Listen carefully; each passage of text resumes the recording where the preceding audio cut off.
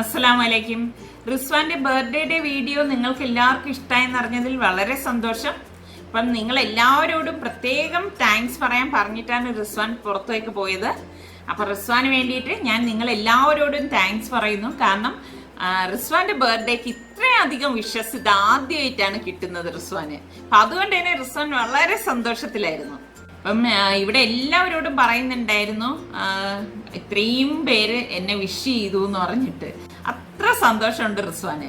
അതേപോലെ തന്നെ ഈ റെസ്റ്റോറൻറ്റ് എവിടെയാണെന്ന് ഒരുപാട് പേര് എൻ്റെ അടുത്ത് ചോദിച്ചിരുന്നു. ഇത് ട്രിവാൻഡ്രത്ത് വെസ്റ്റ് ഫോർട്ടിൽ നിന്ന് നമ്മൾ എയർപോർട്ടിലേക്ക് പോകുന്ന വഴിയിലാണ് ഈ റെസ്റ്റോറൻറ്റ് സ്ഥിതി ചെയ്യുന്നത്. അതായത് ഈഞ്ചക്കലിന് അടുത്തായിട്ട് വരും. ട്രിവാൻഡ്രത്തുള്ളവർക്ക് അറിയാമായിരിക്കും.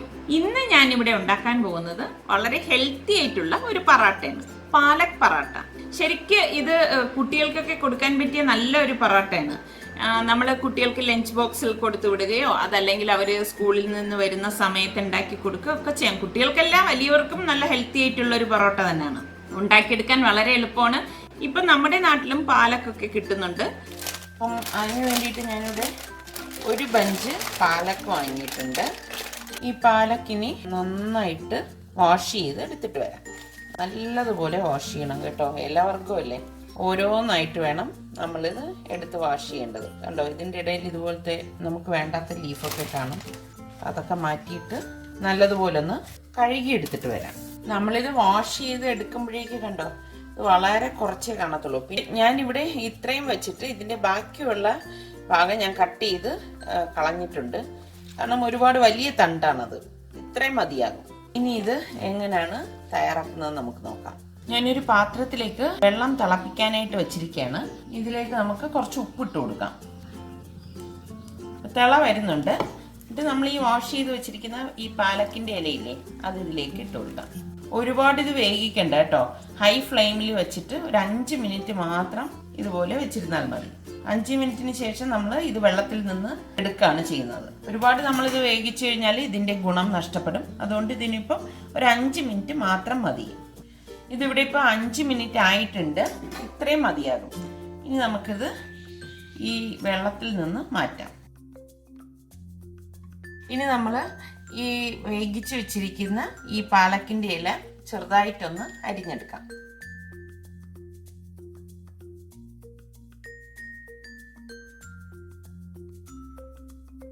ഈ വെള്ളം കളയണ്ട കേട്ടോ.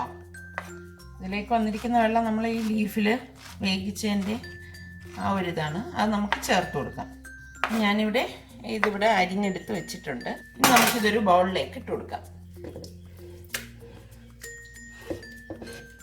ഇനി ഞാൻ ഇതിലേക്ക് 2 കപ്പ് ഗോതമ്പ് മാവ് ഇട്ട് കൊടുക്കുകയാണ്.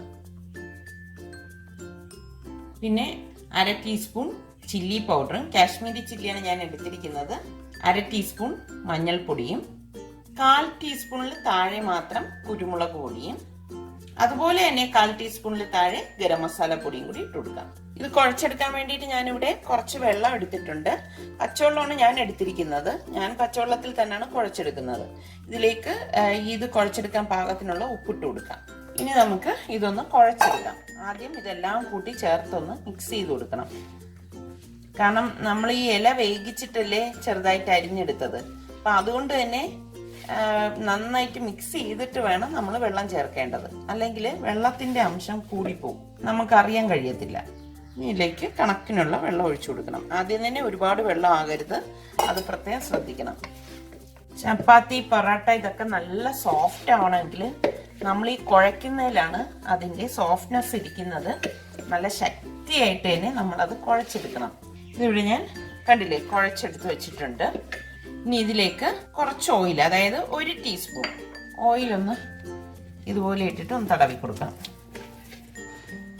ഇത്രയും മതിയാകും. ഇനി ഇത് അരമണിക്കൂർ മാറ്റി വെക്കാം. അരമണിക്കൂറിന് ശേഷമാണ് നമ്മൾ പരത്തി പൊറോട്ട ചുട്ടെടുക്കുന്നത്. ഇവിടെ അരമണിക്കൂർ ആയിട്ടുണ്ട് കുഴച്ച് വെച്ചിട്ട്. ഒന്നും കൂടി ഒന്ന് ഇതുപോലെ ഒന്ന് കുഴച്ചിട്ട് നമുക്ക് പരത്തിയെടുക്കാം. ഈ ഒരു അളവിൽ നമുക്ക് 6 പാലക് പൊറോട്ട കിട്ടും. അപ്പം ഇനി ഇത് പരത്തിയെടുക്കാം. കുറച്ച് ഗോതമ്പ് പൊടി വിതറിയിട്ട് വേണം നമ്മളിത് പരത്തിയെടുക്കേണ്ടത്.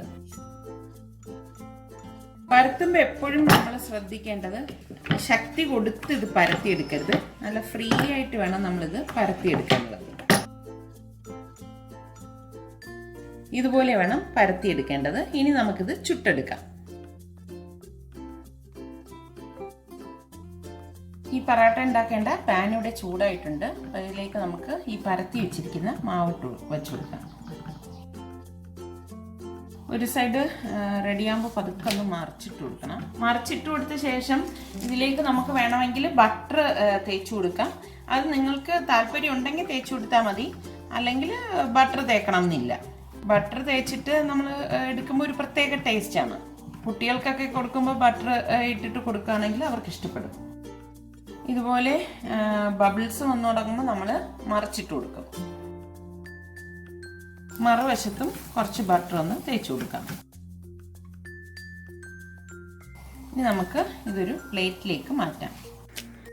ബാക്കി നമ്മൾ പരത്തി വെച്ചിരിക്കുന്ന മാവ് ഇതുപോലെ തന്നെ നമുക്ക് ചുട്ടെടുക്കാം.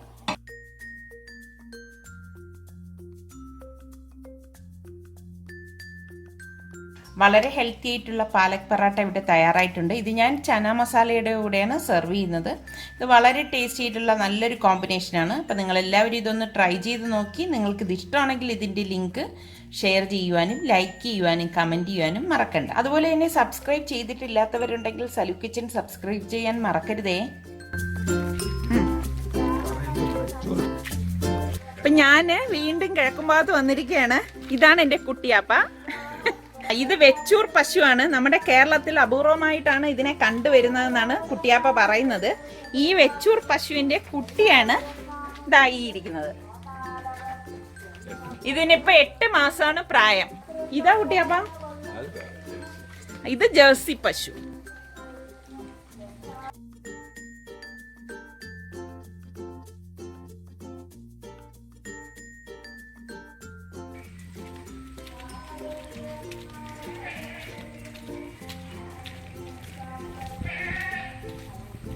കുട്ടിയപ്പ ഞങ്ങളെ വലിയ ഒരു സംഭവം കാണിച്ചു തരാനായിട്ട് കൊണ്ടുപോവാണ്.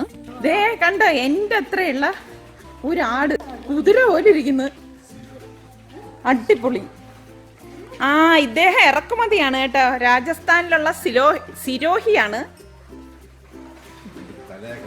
കണ്ടോ, സ്മൈൽ പ്ലീസ്. പല്ലൊക്കെ ഉണ്ട്. ഒരു പ്രത്യേകത. ഇത് ഏകദേശം 40 കിലോ ഇപ്പൊ വരും. ഇതിന് 120 കിലോ വരെ വെയിറ്റ് വരും എന്നാണ് കുട്ടിയാപ്പ പറയുന്നത്. 18 മാസമാണ് ഇപ്പൊ ഇതിന്റെ പ്രായം. ഒട്ടകത്തിന്റെ ഫേസും കുതിരയുടെ എന്തൊക്കെയോ, ചെവിക്കൊരു പ്രത്യേകത അല്ലേ, മൊത്തത്തിലൊരു കളറ് കൂടിയനായതുകൊണ്ടാണ് ആളിനിച്ചിട്ട് ഇതൊരു ഗമയുണ്ട്.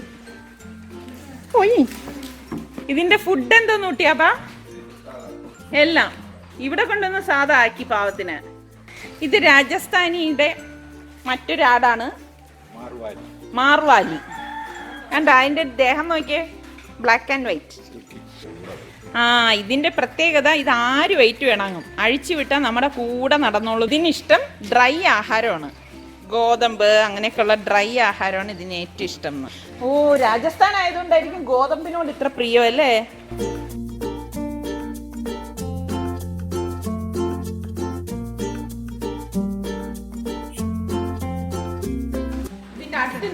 എനിക്ക് പേടിയുണ്ട്, എന്നാലും ഞാൻ പറയാണ് ഒന്നും ചെയ്യില്ല, പാവാണെന്നാണ് പറയുന്നത്.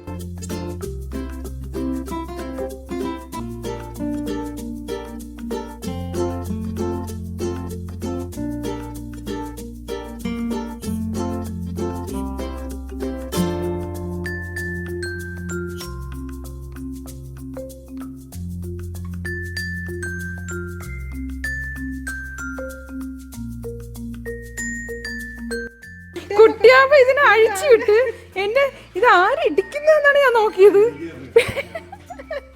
ഇങ്ങനെ തള്ളിക്കൊണ്ടിരിക്കാണ്.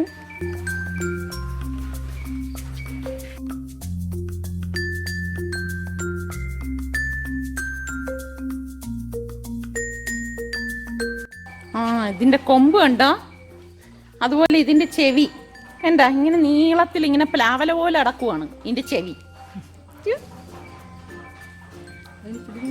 പിടിക്കണതൊക്കെ ഇഷ്ടമാണ് കേട്ടോ, നിന്ന് വരുന്നത് ഒരു കൊച്ചു കുട്ടിയെ പിടിക്കണത് പോലെ തന്നെ തോന്നുന്നു കേട്ടോ. അതിന് ഇഷ്ടപ്പെട്ട് പിടിച്ചു കൊടുക്കാനാണ് തലയൊക്കെ കുനിഞ്ഞ് നിന്ന് തരാണ്.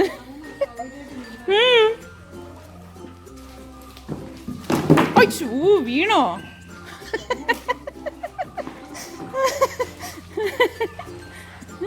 വല്ല നാനോ റൊട്ടിയൊക്കെ ഇതറിഞ്ഞ് ഞാൻ ഉണ്ടാക്കിക്കൊണ്ട് വന്നേനെ ഇരുന്നല്ലോ ഒട്ടിയപ്പാ. രാജസ്ഥാനിയല്ലേ ഇത്? നമ്മുടെ സാധാ നാടനാട്.